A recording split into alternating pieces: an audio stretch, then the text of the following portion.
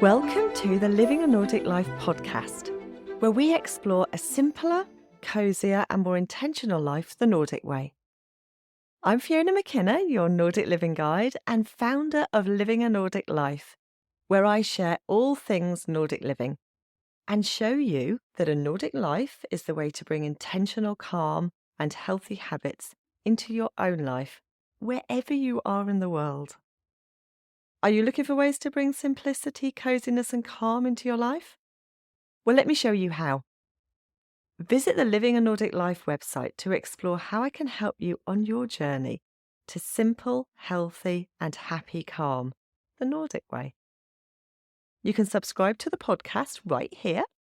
And if you want regular inspirational emails sent with love from Norway and straight to your inbox, don't forget to subscribe to the Living a Nordic Life newsletters. And so now let's dive into our episode. Hello and welcome to this episode. And at the time of recording this, we are in the middle of a Norwegian summer. And I want to take you on a little virtual trip into the Norwegian forest. Because in the late summer and early autumn in Scandinavia, we see a kind of craze from everyone, from the oldest to the youngest. It's called Bærtur, or berry trips. The forests are full of people picking blueberries and lingonberries, and the mountainsides are covered in those on that very special hunt for the highly prized cloudberry. It's a wonderful national pastime that gets the nation out into the fresh air. Some friluftsliv. Doing something that's healthy and constructive, and not to mention rewarding. But if you can imagine the forests here, they are quite rough, some of them are quite remote. There aren't trails everywhere. A lot of pine trees, but they're quite sparsely spaced out. And beneath the pine trees, it's mossy, maybe a few little rocks, a lot of leaf litter, and an awful lot of blueberry plants. And then just below them, a similar plant, but there's lingonberries. They look the same, but they have different fruit on them, and they fruit at different times. But the forests are covered, and you can imagine a country the size of Norway. It's a vast amount of berries. But not just berries there in the forest with blueberries. You also get raspberries growing on the periphery. And above a certain altitude, in the mountains, where there aren't any trees, across the kind of mountain sides and high up, across the boggy areas, are cloudberries, which look a little bit like an orange raspberry, actually, but they grow on very low bushes with leaves almost like a strawberry, but with kind of extra sort of leaf brackets on them, and just one fruit on each stalk. But wherever you go, you'll find things like these, red currants, and the whole country is out at the weekend with their berry picking buckets and enjoying the wonderful harvest that is available to us all. Because if you've read any of my other blog posts or listened to any of my podcasts, you will know that there is a right here called Allemannsrett, which means that you can walk about and use public land like mountains and forests as much as you want. Everybody can walk about in them. They're owned by people, obviously, but they are still free for you to walk about in, as long as you don't do any damage. But the berry picking is such a phenomenon that the government in Norway even has its own website promoting the wild harvest. It tells you which berries are safe to eat and where you can find them. Although I have to say that the majority of people here, from even the very youngest, like kindergartners, know which berries are safe. And because there are so many of them, they're so prolific, it's very easy to spot a blueberry. It's difficult to mistake a blueberry for something else, isn't it? Maybe you could mistake it for a cowberry. Crowberries, they're called. I'm not sure if you've ever seen those. You get them growing above a certain altitude, and quite a lot here in Norway. They look a little bit like a blueberry. They do not taste like a blueberry. They're edible and they're very high in vitamin C, but they've got absolutely no flavour whatsoever. But people exchange ideas online for picking, and they share the best places to pick. Quite often, although you do get quite a lot of just look in the woods. And provided the bushes are growing in open land, like I said, there are no laws to stop anyone from picking as much as they want and wherever they want. The only laws that are slightly strange and confusing are the cloudberry laws. And they seem so odd to those of us who grew up in other places. Who'd have think, there'd be a law about how to pick cloudberries? But they're quite rare and they're highly prized. And there are specific rules for picking them in certain areas, like you can't drive to those areas, you have to walk. And you can only pick a certain amount. But of course, berry picking is also a huge part of Nordic culture.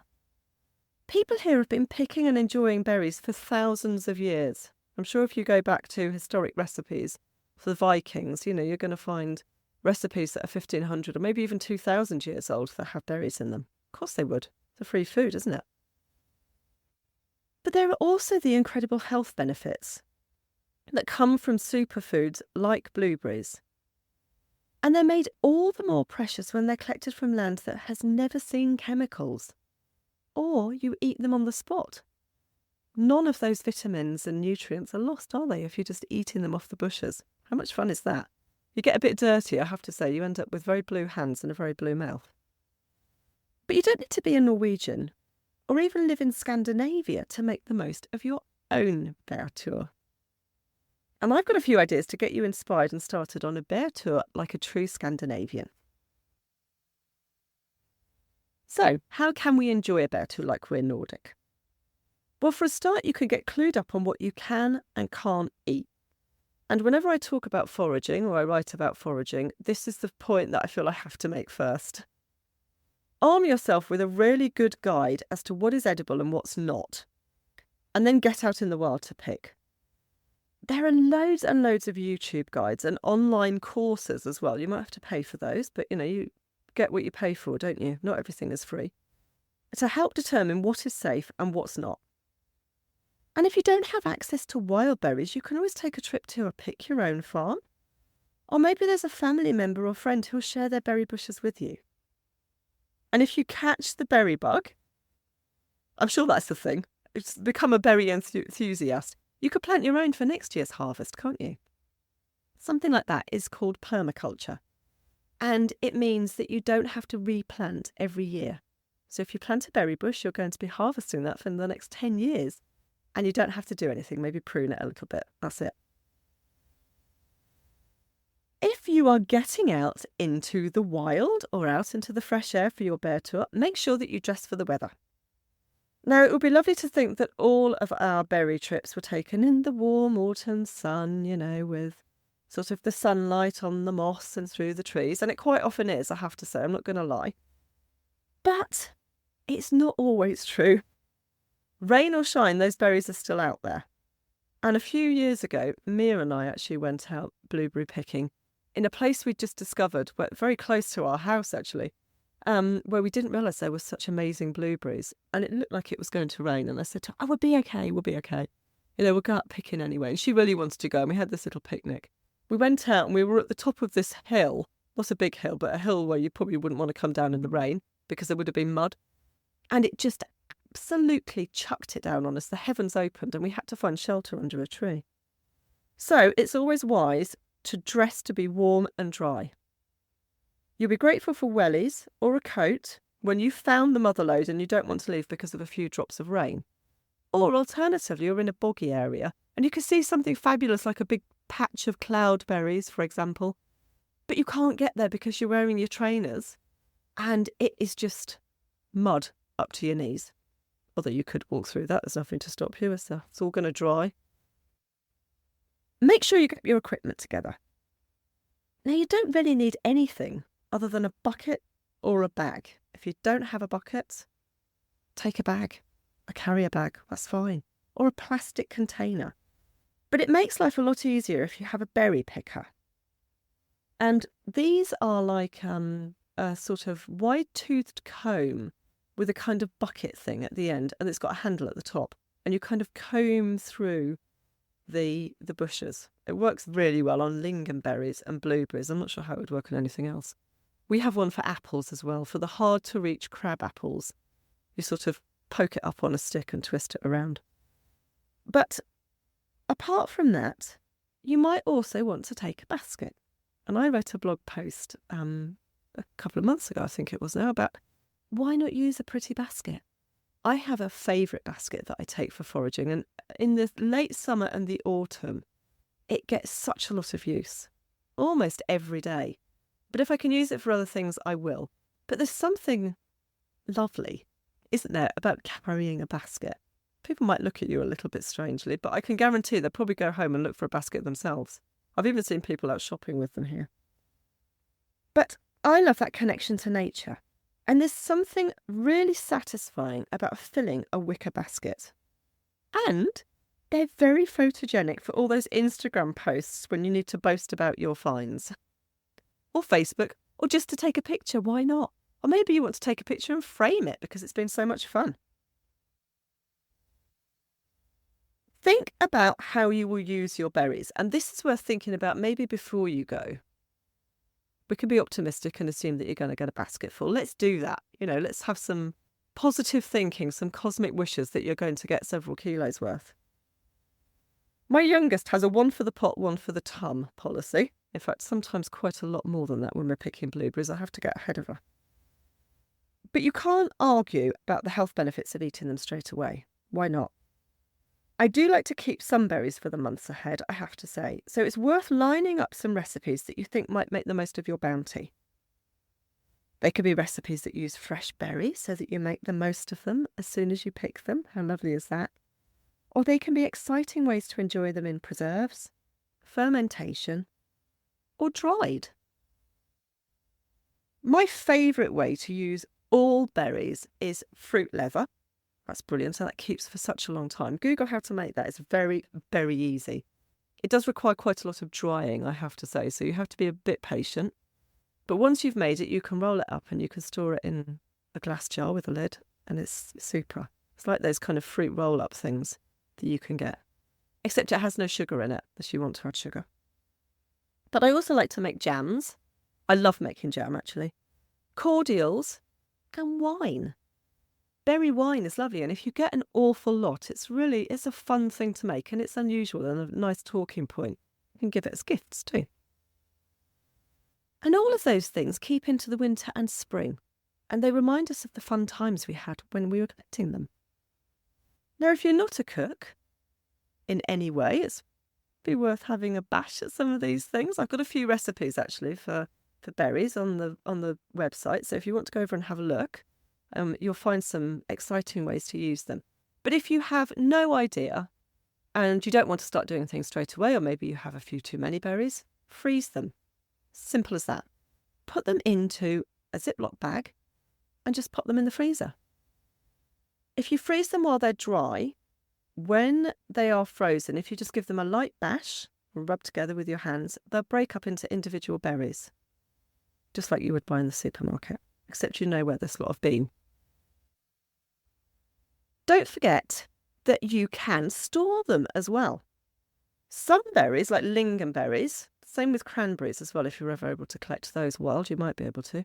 They'll keep happily in the fridge for weeks. In fact, months. I think the longest somebody has kept them has been about 3 or 4 months. It's a long time, isn't it? And they don't even wrinkle up. They're amazing. But others, like raspberries, are past their best after just a few days.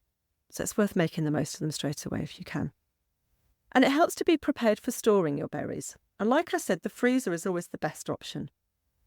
Berries that are a little bit firmer, you can just put into a freezer bag and throw them in the freezer and then break them up, like I said.